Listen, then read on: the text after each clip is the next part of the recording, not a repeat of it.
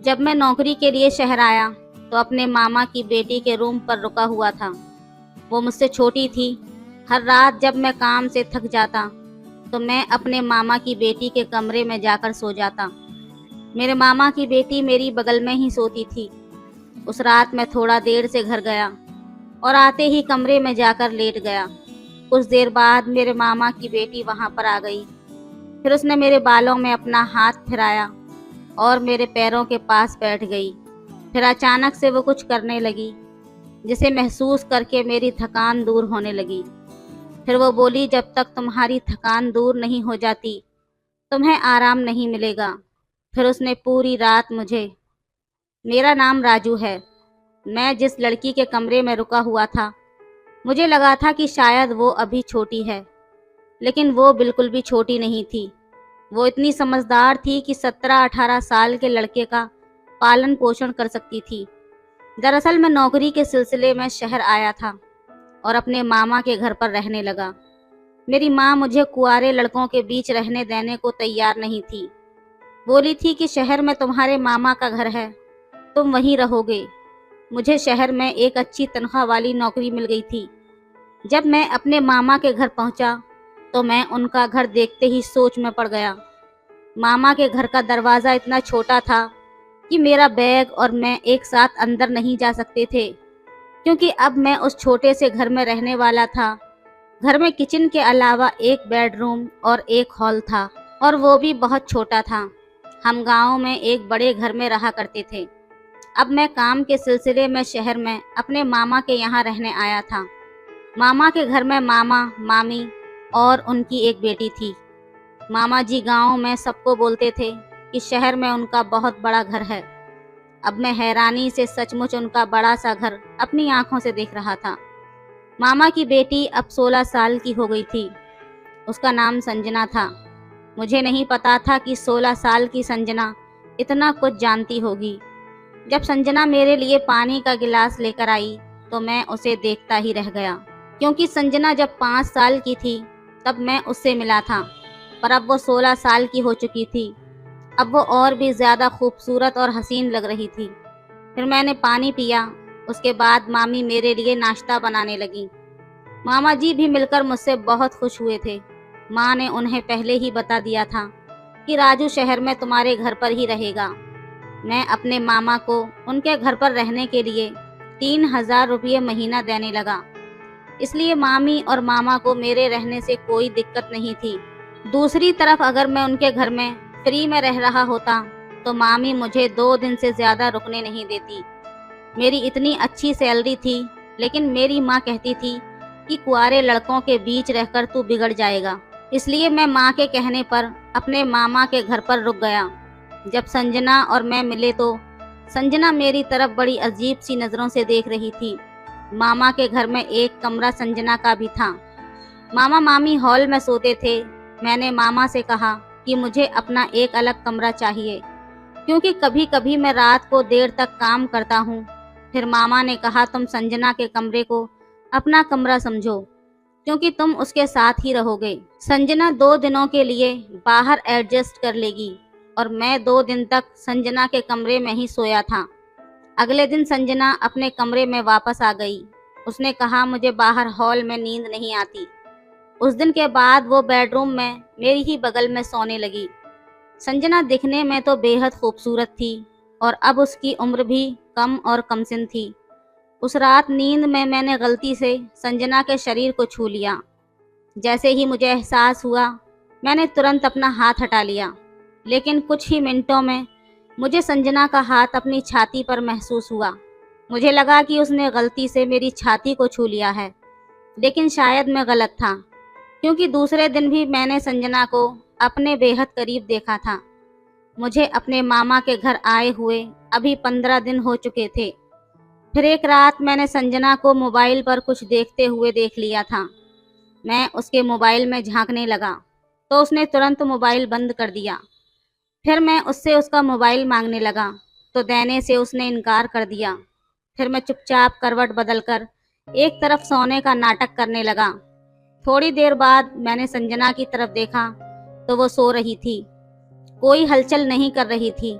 इसलिए मैंने उसका मोबाइल फ़ोन लेने के लिए उसकी तरफ हाथ बढ़ाया, क्योंकि उसका मोबाइल फ़ोन उसके सर के पास ही था। तभी वो करवट बदलकर सीधी हो गई, जिसके कारण मेरा हाथ उसके वजूद पर पड़ गया। तभी मेरी नज़र उसके फेस पर पड़ी। वो थोड़ा मुस्कुरा रही थी, तो मैं समझ गया कि वो सोई नहीं बल्कि जागी हुई है। उसके बाद मैंने जल्दी से पलटकर मोबाइल फ़ोन ले लिया। तभी वो हंसने लगी और मैं जल्दी से मोबाइल फ़ोन खोलने लगा, लेकिन मोबाइल फ़ोन पर लॉक लगा हुआ था, इसलिए मैं उसे खोल नहीं पाया। शायद इसलिए संजना इतना हंस रही थी। फिर मैं उससे बिना बोले चुपचाप सो गया। फिर कुछ दिन बिताने के बाद अगले महीने की 5 तारीख को मुझे मेरा वेतन मिल गया। फिर मामा के घर को अपना घर समझकर मैंने बहुत सी चीज़ें खरीदी और मामा के घर आ गया। संजना के लिए एक सूट खरीदा और मामा के लिए भी कपड़े लिए और मामी के लिए साड़ी और खाने के सामान में सब कुछ ले आया था। मामी वो सब देखकर बहुत खुश हुई थी। संजना अब मुझसे हंसकर बातें कर रही थी। ऐसे ही एक रात जब मैं पानी पीने के लिए उठा तो मुझे संजना अपने पास नहीं दिखाई दी। मैंने अपने कमरे का दरवाज़ा खुला पाया तो मैंने बाहर जाकर देखा तो रात के 1 बजे संजना ने हॉल का पर्दा हटा दिया था और हॉल में झांक रही थी। मैं ये देखने के लिए उसके पीछे खड़ा हो गया कि वो इतनी रात को हॉल में क्या देख रही है। जैसे ही मैं उसके पीछे खड़ा हुआ, मेरी नज़रें हॉल में घूम गईं। सामने का नज़ारा देखकर मैंने संजना को एक तरफ खींच लिया और उसका हाथ पकड़कर बेडरूम में ले गया। मैंने संजना से कहा, संजना ये तुम क्या कर रही हो? वो तुम्हारे अपने माता पिता हैं। रात को मम्मी पापा के निजी समय में ताक झांक करना सही नहीं है। संजना को इस तरह मामा मामी की तरफ ताक झांक करता हुआ देखकर मैं थोड़ा गुस्सा हो गया, तो उसने मुझसे माफ़ी मांगी और कहा कि भाई इसके बारे में किसी को मत बताना। मैं आज के बाद ऐसा कुछ नहीं करूँगी। संजना जो कर रही थी उसमें उसकी इतनी भी गलती नहीं थी, क्योंकि उसकी उम्र ही ऐसी थी कि इस उम्र में ये सब नॉर्मल होता है। मामा को अब एक बड़ा घर खरीद लेना चाहिए था, क्योंकि उनकी बेटी अब बड़ी हो रही थी, तो उन्हें इस बात का एहसास होना चाहिए था। अगले दिन मैंने मामा से कहा, मामा अब आपको एक बड़ा सा घर खरीद लेना चाहिए। अब संजना बड़ी होती जा रही है, उसे भी अपना अलग कमरा चाहिए और आपको भी अपना अलग कमरा चाहिए। मामा जी ने कहा, घर में हम 3 ही लोग हैं, 3 लोगों के लिए ज़्यादा बड़े घर की क्या ज़रूरत है। अब तुम घर में चौथे व्यक्ति हो, फिर भी हमें रहने में कोई दिक्कत नहीं हो रही है, तो फिर बड़ा घर क्यों चाहिए? जवाब सुनकर मेरा चेहरा उतर गया। दरअसल मेरे मामा बहुत ही कंजूस किस्म के आदमी थे। मामा से बात करते समय मेरा फ़ोन बजा। मेरे फ़ोन पर मेरी माँ की कॉल थी, इसलिए मैंने अपना फ़ोन रिसीव किया तो माँ ने मुझसे कहा, मैंने तुम्हें एक लड़की की फ़ोटो भेजी है, बताओ तुम्हें कैसी लग रही है। मैंने कहा, माँ मुझे लड़की की फ़ोटो बहुत अच्छी लगी। ये सुनने के बाद मेरी माँ खुश हो गई। मेरी माँ की पसंद मेरी पसंद है। मेरी माँ ने तुरंत अगले 1 महीने में मेरी शादी करने का फैसला कर लिया। शादी के बाद कुछ दिनों की छुट्टियों के बाद मैं नौकरी के लिए शहर आने लगा। तब मेरी माँ ने कहा, अपनी पत्नी को कुछ दिनों के लिए अपने साथ ले जाओ। फिर मैं अपनी पत्नी पूजा को अपने साथ शहर ले आया। पहले मैं शहर में अपने मामा के घर पर रहता था, इसलिए मैं अपने मामा के घर ही आ गया। जब मैं अपनी पत्नी के साथ मामा के घर आया तो संजना का कमरा पूरा मेरा हो गया था। वो रात में अपने माता पिता के साथ हॉल में सोती थी। पूजा को शहर लाए हुए अभी 3 ही दिन हो गए थे। इन 3 दिनों के बाद अचानक रात को जब मैं अपनी पत्नी की बाहों में सो रहा था, तभी मैंने संजना को हमारी बगल वाली खिड़की से झांकते हुए देखा। उसे देखकर मैं तुरंत अपनी पत्नी पूजा से अलग हो गया और बिस्तर से उठकर बैठ गया। मुझे उठता हुआ देखकर संजना तुरंत खिड़की से हट गई। फिर मैं सोचने लगा कि अगर पूजा को ये शहर का माहौल पसंद आया तो मैं मामा का घर खाली कर दूंगा और तुरंत अगले महीने हमारे लिए वहाँ एक अलग कमरा तलाश कर लूँगा। लेकिन 5वें ही दिन पूजा ने उस शहर को ना कहना शुरू कर दिया। उसने कहा, मैं यहाँ ज़्यादा देर तक नहीं रह सकती, मुझे गाँव में रहने की आदत है। मुझे ना तो यहाँ का पानी पसंद है और ना ही यहाँ की हवा। फिर अचानक पूजा की तबीयत भी खराब हो गई। इतने समय तक रहने के बाद मुझे उस पानी से कोई परेशानी नहीं हुई थी, लेकिन पूजा को दर्द होने लगा था, इसलिए वो गांव जाने की जिद करने लगी। उसकी तबीयत बिगड़ती जा रही थी, इसलिए मैंने उसे गांव भेज दिया। उसके बाद मैं अपने मामा के घर पर अकेला रहने लगा। मैं पूजा से इतना खुश नहीं था जितना मुझे होना चाहिए था, क्योंकि मैंने उसकी जो तस्वीर देखी थी वो बहुत चमकदार थी और वो शादी में भी चमक रही थी। लेकिन जब शादी के बाद उसने अपना मेकअप उतारा तो उसे देखकर मैं बहुत परेशान हो गया, क्योंकि आसमान वाले चांद की तरह मेरी पूजा नहीं थी। वो थोड़ी सांवली थी, मुझे तो एक गोरी पत्नी चाहिए थी। लेकिन अब क्या करें, जब शादी हो गई और वो पवित्र भी थी, इसलिए मैं उस पर विश्वास करके उसके साथ अपना जीवन बिताना चाहता था। पूजा गांव चली गई थी तो मेरे लिए ठीक भी था। हालांकि अब मेरी शादी हो चुकी थी, फिर भी मैं शहर में ही काम करने वाला था। इसलिए मैंने सोचा कि मामा के घर ही रहना ठीक है, क्योंकि एक अकेले इंसान के लिए इतना पैसा खर्च करना मुझे ठीक नहीं लगा। पूजा के घर जाने के बाद मैंने 3 दिन की छुट्टी ले ली, क्योंकि मैं बहुत थक गया था और आराम करना चाहता था। जिस दिन मेरी छुट्टी थी, मामा रोज की तरह सुबह अपने काम पर चले गए। मामी भी एक कंपनी में काम करने जाती थी, वो भी काम पर चली गई थी। उस वक्त संजना और मैं दोनों ही घर पर अकेले थे। नाश्ते के बाद मैं अपना लैपटॉप लेने बेडरूम में जाने लगा। कमरे के दरवाजे पर हैंडल तक नहीं था, इसलिए बेडरूम का दरवाजा हमेशा थोड़ा खुला ही रहता था। आज मैंने संजना को खुले दरवाजे की दरार से अपने कपड़े बदलते हुए देखा। संजना का गोरा रूप देखकर मेरी आंखों में चमक आ गई। फिर सोचा, कहाँ मेरी सांवली पत्नी और कहाँ संजना। दोनों का आपस में दूर दूर तक कोई मेल नहीं। संजना काफी टाइम से मेरे आसपास थी, लेकिन मैंने कभी उसे इस तरह से नहीं देखा था। उसका गोरा रंग देखकर बोला, हाय रे मेरी किस्मत। अभी मुझे संजना को इस तरह से देखना अच्छा लगने लगा था, इसलिए मैं उसे देखता ही रह गया। और फिर वो जगह दिखी जिसे देखकर मेरे अंदर सनसनी मच गई थी। अब मैं संजना को एक ही दरवाजे पर ज्यादा देर तक खड़ा होकर नहीं देख सकता था, क्योंकि मुझे ये ठीक नहीं लग रहा था। जब संजना तैयार होकर कमरे से बाहर आई तो मैं उसे देखता ही रह गया। वो बेहद खूबसूरत लग रही थी। मामा मामी मध्यम वर्ग के थे, लेकिन संजना एक हाई क्लास लड़की की तरह रहा करती थी। वो देखने में बेहद खूबसूरत थी, इसलिए कोई भी कपड़ा उस पर अच्छा लगने लगता था। उस रात संजना मेरे कमरे में सोने के लिए आई। उसने कहा, भाभी गांव चली गई है, अब मैं फिर से अपने रूम में आराम से सो सकूंगी। वो भी अब हॉल में सोना नहीं चाहती थी, इसलिए मैंने उसे पहले की तरह अपने पास सोने दिया। रात को कमरे में अंधेरा था। कुछ देर बाद मैंने किसी के चलने की आवाज़ सुनी। मैंने कमरे की लाइट जलाई तो देखा संजना मेरे कपड़ों के पास खड़ी थी। मैं उसके पास गया और बिना कुछ कहे अपना शर्ट उतार कर रख दिया और लाइट बंद करके सो गया। मुझे लगा संजना भी अपने कपड़े बदलने के लिए खड़ी थी, इसलिए लाइट बंद कर दी। थोड़ी देर बाद मैंने दूसरा लाइट चालू किया तो संजना अपने छोटे छोटे कपड़ों में थी। मैं उसे ऐसे देखकर शर्मा गया और फिर लाइट बंद करके सो गया। अगले दिन भी मेरी छुट्टी थी, क्योंकि मेरी छुट्टियां पूरे 3 दिन की थीं। तो मेरे दोस्त ने मुझसे कहा कि आज हमें कहीं बाहर घूमने के लिए चलना चाहिए, इसलिए मैं अपने दोस्त के साथ दोपहर को घूमने गया। तभी मैंने संजना को एक महंगे कैफ़े में बैठा हुआ देखा।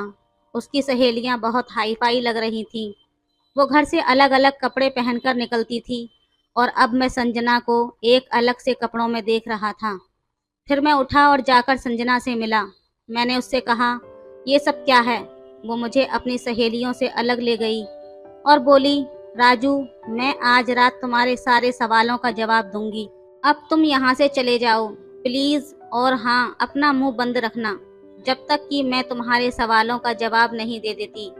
फिर मैं रात को जब मामा मामी सोने चले गए तब मैंने संजना से पूछना शुरू कर दिया कि संजना, मैंने दोपहर को जो देखा उसका क्या मतलब था? फिर बोली, ये सब हाई क्लास लाइफ थी, क्या मैं इस तरह नहीं रह सकती? संजना 16 साल की लड़की थी, लेकिन मुझे उसके व्यवहार और बातों में बड़ा अंतर नजर आया। मुझसे बात करते करते वो मेरे पास आ जाती।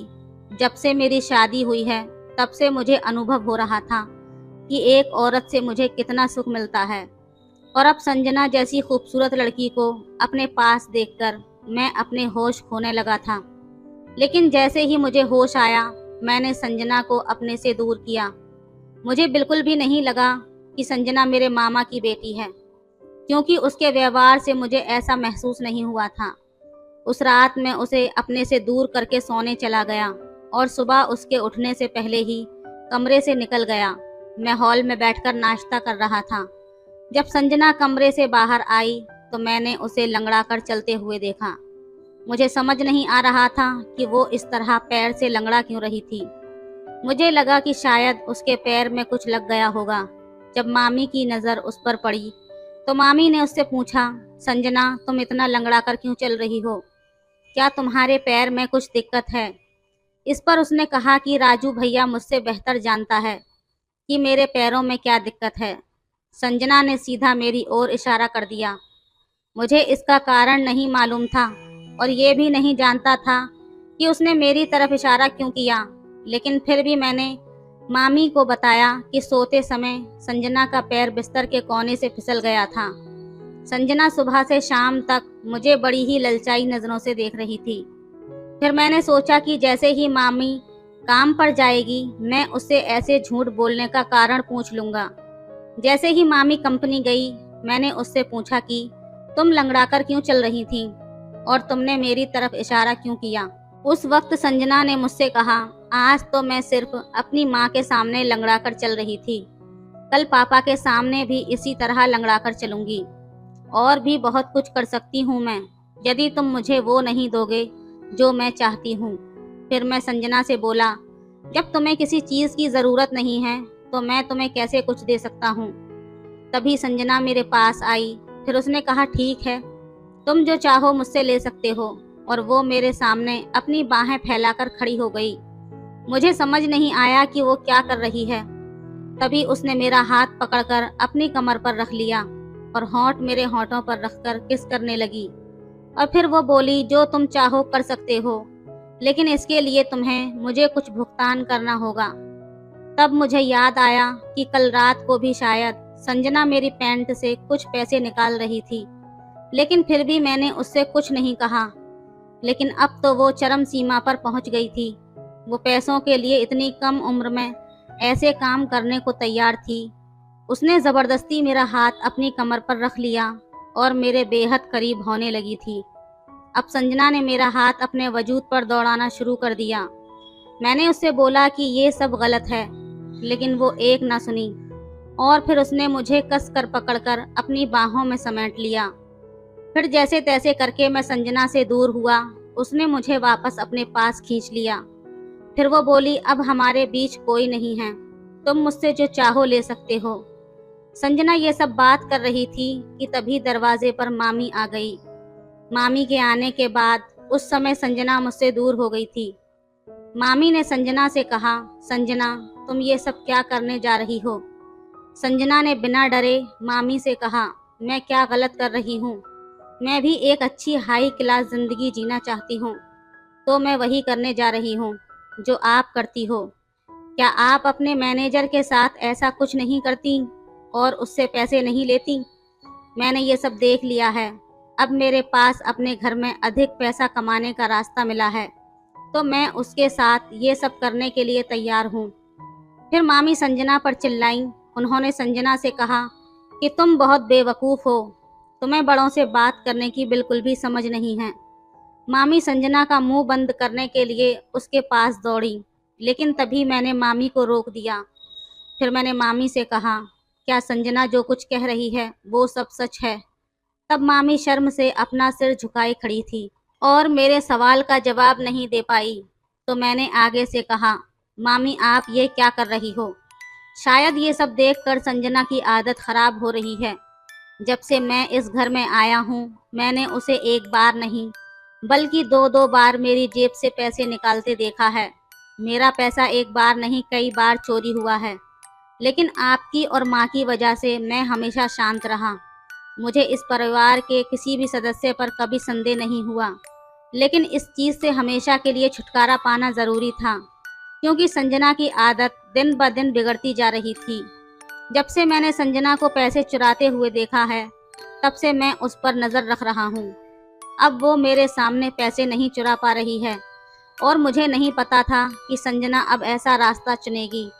अब मुझे सच बताओ, आप दोनों मिलकर मामा के पीछे इस घर में एक साथ क्या कर रही हो?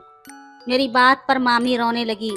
फिर वो बोली, प्लीज़ राजू, अपने मामा को कुछ मत बताना। केवल एक बार मैं इस लड़की को अपनी कंपनी में लेकर गई थी। उसके बाद कब इसकी नज़र मुझ पर पड़ी, मुझे तो पता ही नहीं चला। मेरी कंपनी में एक मैनेजर के साथ मेरा रिश्ता है और उस रिश्ते का एकमात्र कारण पैसा है। तुम तो जानते ही हो तुम्हारे मामा कितने कंजूस किस्म के आदमी हैं। तुम्हारे मामा के पास पैसा होने के बावजूद भी वो हमें कुछ नहीं दे पाते और ना ही उन्हें हमारी कोई परवाह है। तुम्हारे मामा मेरे और मेरी बेटी के बारे में भी कभी नहीं सोचते। मैनेजर से जो भी पैसे मिलते हैं उससे मैं अपनी और संजना की ज़रूरत पूरी कर लेती हूँ। लेकिन मुझे नहीं पता था कि संजना की ज़रूरतें इतनी बढ़ जाएंगी। तुम्हारे मामा का शहर में एक और बड़ा मकान है। वो घर इस घर से बहुत बड़ा है, लेकिन तुम्हारे मामा उस घर को किराए पर देकर उससे पैसा कमाते हैं और हमें इतने छोटे से घर में एडजस्ट करने के लिए मजबूर करते हैं। तुम्हारे मामा की कंजूसी के कारण मैं ये सब करने पर मजबूर हो गई थी, लेकिन उन्हें अपनी गलती का एहसास हो गया था। फिर मामी ने संजना को प्यार से पकड़कर संजना से कहा, मुझे माफ़ कर दो, मैं आज के बाद वो नौकरी और मैनेजर का साथ छोड़ दूंगी।